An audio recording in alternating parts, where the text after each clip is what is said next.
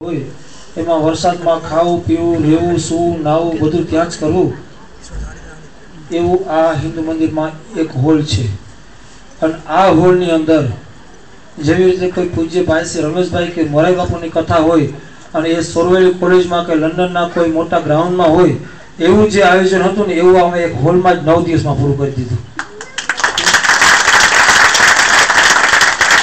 એનો બધો શ્રેય ભગવાનને અને આપ સૌને જાય છે કેમ કે આપ સૌ આટલી મોટી સંખ્યામાં આવ્યા, આપણો ઉત્સાહ જોયો.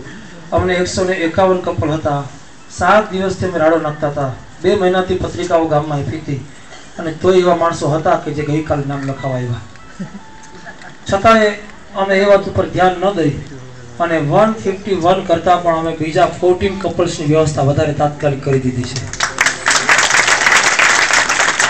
અમે એ પણ સમજીએ છીએ કે અમે સ્ટ્રિક્ટલી કીધું હતું કે એક નામમાં 2 જ માણસ. અમે હજી પણ જોઈ શકીએ છીએ કે બેઠા પણ સારું તમારો ભાવ હતો, તમે તમારા પરિવારને લઈને આવ્યા, ટાઈમ કાઢીને આવ્યા, પણ નેક્સ્ટ ટાઈમ તમે વ્યવસ્થામાં ધ્યાન આપજો. અમને ચોખ્ખું કહેજો કે અમે આટલા માણસ આવવાના છે, કારણ કે આ હિન્દુ મંદિરનો પહેલો પ્રસંગ નથી, આ હિન્દુ મંદિરના પ્રસંગ કરવાનું પહેલું પગથિયું છે. હજી તો ઘણા પ્રસંગ કરવાના છે. બહુ સરસ સાફસૂફ પણ થઈ ગયું છે. આપ સૌ પાસે એવી એક જ પ્લેટ છે કે જે તમારે ઘરે લઈ જવાની છે. જો મંદિરના ગણેશ ભગવાન હોય તો એને અહીંયા મૂકીને, તમારા હોય તો એ પણ સાથે. ઇટ મીન્સ કે હવે